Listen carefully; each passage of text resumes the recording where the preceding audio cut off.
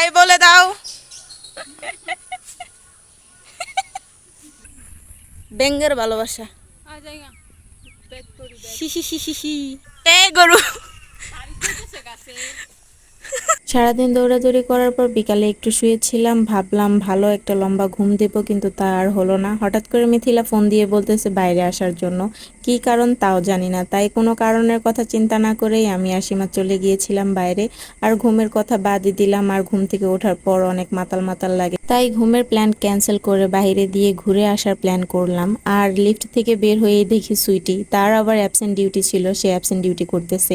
আমাদের নিচে দাঁড়িয়ে থাকতে বলে সে উপরে গেল শুধু জুতা চেঞ্জ করে আসার জন্য, তারপর নাকি সে আমাদের সাথে যাবে। সুইটি মেইনলি খেতে বের হয়েছিল যখন শুনেছে আমরা বাইরে যাচ্ছি আর মিথিলাও বাইরে আছে, তাই আমাদের সাথেই ও যাচ্ছে খাওয়ার জন্য। আর দুদিন যাবত এই পুকুর পাড়ের পরিবেশটাই একদমই অন্যরকম থাকে, বাতাস থাকে অনেক, আর রোদে একদম পুকুরের পরিবেশ একটু অন্যরকম লাগে। আর এখানে দাঁড়িয়ে থাকলে শুধু দাঁড়িয়েই থাকতে ইচ্ছা করে, মনে আর হয় না যে হোস্টেলে ফিরে যাই। হোস্টেলে ফিরে গেলে সেই আবার গরম ভ্যাপসা, ফ্যানের বাতাসেও শরীর ঠান্ডা হয় না, কিন্তু এখানে দাঁড়িয়ে থাকলে শরীর নিমেষেই ঠান্ডা হয়ে যায়। আর এখানে এসে দেখি যে মিথিলা আমাদের জন্য আম নিয়ে এসেছে, কাঁচা আম। এই আমগুলো রাতে ভর্তা করা হবে। তো এই আমটাম দেখে তারপর আমরা চলে যাই ভিতরে চা খাওয়ার জন্য। অবশ্য আমি চা খাইনি, আমার প্রচন্ড গলা ব্যথা, তারপরেও আমি চা খাইনি। চা খেয়েছে সীমা আর সুইটি। আর প্রচন্ড গলা ব্যথা থাকার পরেও চা না খাওয়ার কারণ হচ্ছে গরম চা খেতে গেলে আমার জিভ পুড়ে যায়, আর গরম চা না খেলে গলা ব্যথাও তেমন একটা ভালো হয় না, তাই আর আমি চায়ের দিকে যাইনি। চা যেহেতু খাবো না, তাই মিথিলা 3টা দই আনিয়ে নেয়। আর এদিকে আমার গলা ব্যথা থাকা সত্ত্বেও আমি এই ফ্রিজে ঠান্ডা দইগুলো খাই। আর এদিকেও সীমা আর সুইটি নিজেদের চা শেষ করে নেয়, আর সুইটি এখান থেকে চা খাওয়ার পরে ওয়ার্ডে চলে যায়। আর এখানে দইয়ের কাপটা টানার সময় আটকে গিয়েছিল যেহেতু ঠান্ডা ছিল। আর দই খাওয়ার সময় খেয়াল করলাম আমাকে যে চামচটা দেওয়া হয়েছিল সেটা ভাঙা ছিল, কিন্তু কিছুই করার নেই, সেই ভাঙা চামচটা দিয়েই খাওয়া শুরু করে দিলাম। কিন্তু প্রথমে খেতে অনেক অসুবিধা হচ্ছিল, আর আমাদের যাওয়ারও তাড়াতাড়ি ছিল। আমরা প্ল্যান করেছিলাম আমরা হোস্টেলের পিছন দিক দিয়ে একটু হেঁটে আসব। আর এদিকে দেখেন আমার খাওয়ার কম্বিনেশনটা কি, লেক্সাস বিস্কিট দিয়ে আমি দই খাচ্ছিলাম। আর খাওয়ার সময় মিথিলাকেও একটু দিলাম, কিন্তু মিথিলা খেলো না, কিন্তু খেতে খারাপ ছিল না, খুব ভালোই ছিল। আমার আর মিথিলার ততক্ষণে খাওয়া শেষ হয়ে গিয়েছিল, কিন্তু সীমা খাওয়া শেষ করেনি, তাই রাস্তায় বের হয়ে খাচ্ছিল। আর দই খাওয়ার পর দেখলাম যে ফুচকার দোকানটা কেবলই খুলেছে।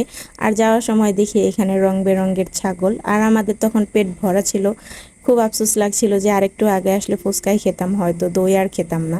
আর এদিকে রাস্তাটায় যাওয়ার সময় আমাদের হোস্টেলটা দেখা যায় খুব ভালোভাবে। আর রাস্তায় যাওয়ার সময় বড় সড়ো একটা রাম ছাগল দেখতে পাই, যার কালারের সাথে মিথিলার বোরকার কালারটা একদমই মিলে গিয়েছিল।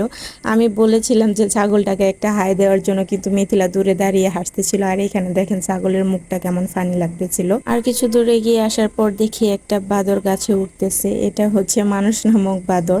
ও অনেক তাড়াতাড়ি গাছে উঠতে পারে, ওকে দেখে আমারও গাছে ওঠার খুব ইচ্ছা হচ্ছিল, কিন্তু বোরকা পরে যাওয়াতে গাছে ওঠা আর সম্ভব হয়নি। তবু হাঁটি হাঁটি পা পা করে উঠে পড়েছিলাম গাছে যতটুকু সম্ভব হয়েছিল।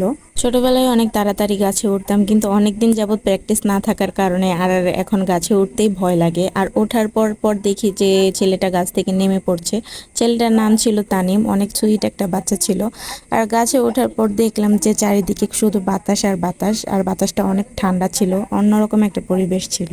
আমি এদিকে গাছে উঠে হয়রান, এদিকে মিথিলা আর সীমার নিচেই বসেছিল, ওরা আর এদিকে আসতে চায়নি। আর এখান থেকে সামনে চলে যাওয়ার সময় বাচ্চাটার ক্লিপ নিচ্ছিলাম, এতে বাচ্চাটা অনেক খুশি হয়েছিল আর আমাকে বলেও দিয়েছিল আমি যেন এখানে আবার আসি। আর তারপর আমরা সামনের দিকে আগাতে থাকি। আর এদিকেও ভরপুর বাতাস ছিল, বাতাসের জন্যই মনে হচ্ছিল এখানে থেকে যায়। সারাদিন বিল্ডিং এর মধ্যে ভ্যাপসা গরমের মধ্যে আর থাকতে ইচ্ছা করে না। আর এখানে একদম খোলা মাঠ, বাতাস সবকিছু মিলিয়ে আর যেতে ইচ্ছা করছিল না। আর যাওয়ার সময় দেখছিলাম একটা ব্যাঙের ছাতা, তবে মিথিলা আমাকে এটা নিয়ে অনেক বকা দিয়েছিল, বলছিল যে তুই সায়েন্সের স্টুডেন্ট, এটাকে কিভাবে তুই ব্যাঙের ছাতা বলিস, এটাকে বলবি তুই ছত্রাক। তো এটা নিয়ে আমরা কিছুক্ষণ হাসাহাসি করি। আর আমি ওকে এটা দেওয়ার সময় বলতেছিলাম যে এই নাও মিথিলা তোমার জন্য ব্যাঙের ভালোবাসা। আর এখান থেকে আবার চলে আসি সামনের দিকে, যাওয়ার সময় দেখছিলাম একটা গরু, সম্ভবত এটা ছুটে গিয়েছিল। তো এটার সাথে আমি কিছুক্ষণ টানাটানি করি, পিছন থেকে সীমা আমাকে বকা দিচ্ছিল আর বলছিল মানুষকে খোঁচানো বাদ দিয়ে এখন কি গরুকে খোঁচানো শুরু করেছি। তো এই কথা শোনার পর আমি আর গরুকে ডিস্টার্ব করিনি। আর আরেকটু সামনে আসার পর মিথিলা ছোট্ট একটা লেবু গাছ দেখতে পায়, আর এখান থেকে কচি কচি পাতাগুলো তুলে নিচ্ছিল। মিথিলা যে আমগুলো এনেছে রাতে ভর্তা করার সময় সে আম ভর্তার সাথে এই লেবুর কচি পাতাগুলো কুচি করে দিবে। আর আম ভর্তার মধ্যে লেবু পাতা কুচি করে দিলে আলাদা রকম একটা টেস্ট পাওয়া যায়। তো সবকিছু নিয়ে যাওয়ার সময় আমাদের আবার দেখা হয় সনির সাথে। আর এখানে মিথিলা সনিকে একটু বিরক্ত করার চেষ্টা করছিল। তো যাই হোক, আজকের মতো এই পর্যন্তই ছিল। ভালো থাকবেন, আল্লাহ হাফেজ, টাটা।